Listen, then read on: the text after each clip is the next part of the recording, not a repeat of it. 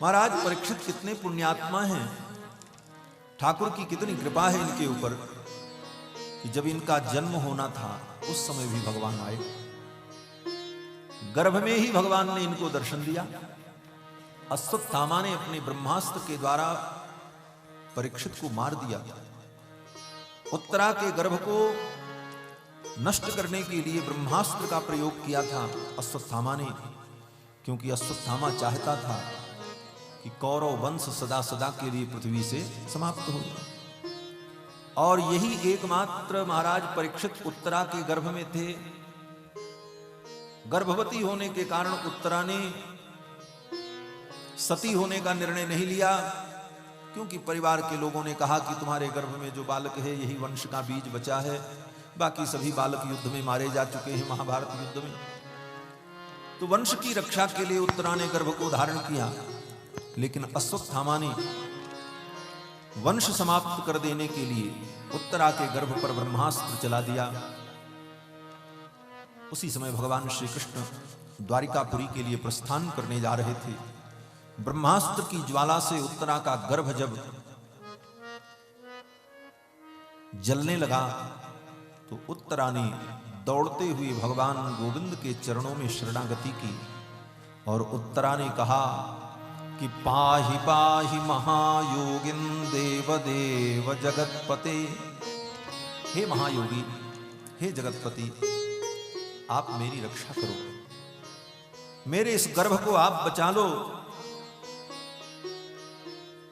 मैं मर जाऊं ये मुझे स्वीकार्य है, लेकिन मेरा ये गर्भ नष्ट न हो।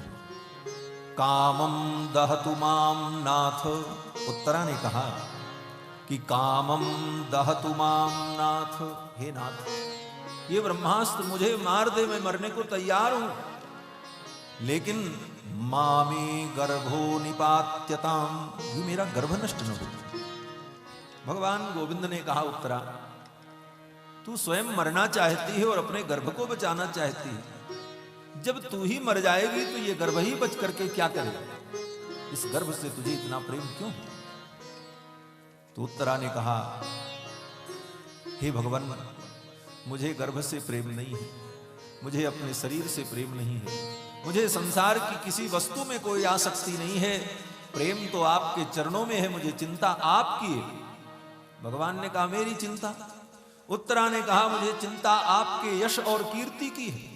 अगर ये गर्भ नष्ट हो जाएगा तो आने वाले युगों में लोग कहेंगे कि साक्षात भगवान कृष्ण जिस वंश की रक्षा का संकल्प करके बैठे थे वह वंश संसार से सदा सदा के लिए समाप्त हो गया, आपको कलंक होगा, और आपको कलंक हो ये मुझे स्वीकार्य नहीं है। मेरा गर्भ नष्ट हो जाए, मैं मर जाऊं, सब स्वीकार्य। इसलिए हे गोविंद, इस गर्भ को आप बचा लो। कामम दहतु माम नाथ मामे गर्भो निपात्यताम। उत्तरा की इस प्रार्थना को सुनकर के भगवान ने कहा, उत्तरे, तेरे गर्भ को बचाने के लिए मैं तेरे गर्भ में मुझे आना पड़ेगा। मैं तेरे गर्भ में कैसे आऊं? तो उत्तरा ने कहा, आप योगी हैं, अपने योग बल से कुछ भी कर सकते हैं। पाहि पाहि महायोगिन, आप तो महायोगी हैं, साधारण योगी नहीं। योगेश्वर, यत्र योगेश्वर कृष्णो यत्र पार्थो धनुर्धर। भगवान ने कहा, तेरे गर्भ में मैं आऊं, तेरे गर्भ का मैं स्पर्श करूं, ये धर्म नहीं होगा, क्योंकि ये अधिकार तो तेरे पति को ही है, और मैं पराई स्त्री का स्पर्श करूं, तेरे गर्भ में आऊं, ये धर्म कैसे हो सकता है? उत्तरा ने कहा, यह धर्म की मर्यादा आपके लिए त्रेता युग में थी, इस युग में नहीं है। आपने तो हजारों हजारों गोपियों का संस्पर्श प्राप्त किया है, तो मेरे गर्भ में भी आप आ जाओगे तो कोई आपत्ति नहीं। और जहां तक पति की बात है तो आप तो जगतपति हैं। पाहि पाहि महायोगिन देव देव जगतपते, आप तो जगतपति हैं, आपके लिए कोई आपत्ति नहीं है, आप आओ। भगवान ने अंगुष्ठ मात्र रूप धारण करके उत्तरा के गर्भ में प्रवेश किया और उस ब्रह्मास्त्र को शांत कर दिया, और भगवान उस गर्भ में ही तब तक रहे जब तक परीक्षित का जन्म नहीं हुआ। अंगुष्ठ मात्र रूप धारण करके अपनी गदा को लेकर के भगवान तीव्र गति से आलात चक्र के समान, आलात चक्र जानते हैं, वो कभी कभी देखा होगा, नट लोग जो होते हैं वो नट एक डोरी में आग के गोले को बांधकर जलते हुए उस गोले को ऐसे ऐसे जब नचाते हैं तो इतनी तीव्र गति से वो नचाते हैं कि देखने में लगता है कि एक ही गोला चक्र जैसा घूम रहा है। उसको कहते हैं आलात चक्र।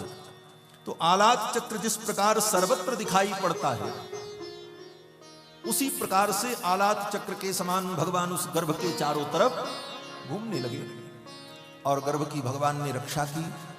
जब तक गर्भ में महाराज परीक्षित थे तब तक भगवान भी उसी गर्भ में थे। भक्तों ने भगवान की इस लीला को देख करके उत्तरा को प्रणाम किया, अरे उत्तरे तू धन्य है, आज तेरे गर्भ में भगवान और भक्त दोनों विद्यमान हैं। दुनिया में वो स्त्री आदरणीय है जिस स्त्री ने अपने गर्भ में भगवत भक्त को धारण किया, और दूसरी स्त्री वो आदरणीय है जिसने अपने गर्भ में भगवान को धारण किया। लेकिन उत्तरा तो धन्य है जिनके गर्भ में भक्त और भगवान दोनों विराजमान। ऐसी उत्तरा, ऐसी भक्ता उत्तरा के पुत्र महाराज परीक्षित हैं। गर्भ में ही भगवान का दर्शन प्राप्त किया। जब इनका जन्म हुआ तो जन्म के बाद दो प्रकार की कथाएं हैं। एक कथा तो ये है, जब महाराज परीक्षित पैदा हुए तो मरे हुए पैदा हुए। गर्भ में तो भगवान ने बचा लिया, लेकिन ब्रह्मास्त्र बाहर प्रतीक्षा कर रहा था कि ये बालक पैदा हो तब मैं इसे मार दूं। और ज्यों ही परीक्षित का जन्म हुआ, गर्भ से बाहर आए, ब्रह्मास्त्र ने उन्हें मार दिया। सहनाइयां बज रही थी, बाजे बज रहे थे, मातम छा गया। उस समय भगवान श्री कृष्ण आए और भगवान श्री कृष्ण ने उस मरे हुए बालक को अपनी गोद में लेकर के अपने संकल्प के द्वारा पुनः जीवित कर दिया।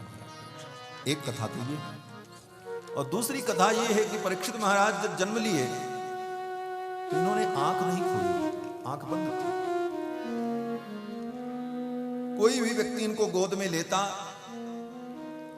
एक बार आंख खोल करके उस व्यक्ति को देखते और फिर आंख बंद कर लेते, फिर आंख नहीं खोलते। लोग बड़े चिंतित हुए।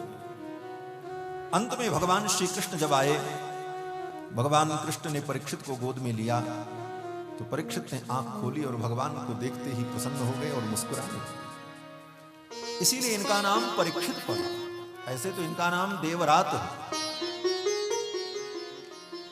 देवरात इसलिए है कि भगवान ने, विष्णु रात इनका नाम है क्योंकि भगवान विष्णु ने, भगवान कृष्ण ने इनकी रक्षा की, इसलिए इनका नाम विष्णु रात है।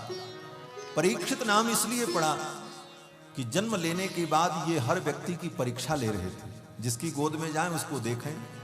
और क्या परीक्षा लेते थे? बोले जिसको गर्भ में देखा था वो कहां है, उनको ढूंढ रहे थे। और ढूंढते ढूंढते जब भगवान की गोद में पहुंचे, भगवान को देखा, द्वारकाधीश को पहचान लिया, यही गर्भ में थे जिन्होंने मेरी रक्षा की थी, प्रसन्न हो गए। इसलिए महर्षि धौम्य ने, इनके कुल पुरोहित जो महर्षि धौम्य हैं, उन्होंने इनका नाम परीक्षित रखा। तो कहने का भाव कि जन्म लेते ही इन्होंने भगवान का दर्शन प्राप्त किया, और जब मृत्यु की वेला आई तो स्वयं भगवान ही इनको कथा सुनाने के लिए आ गए। भगवान बादल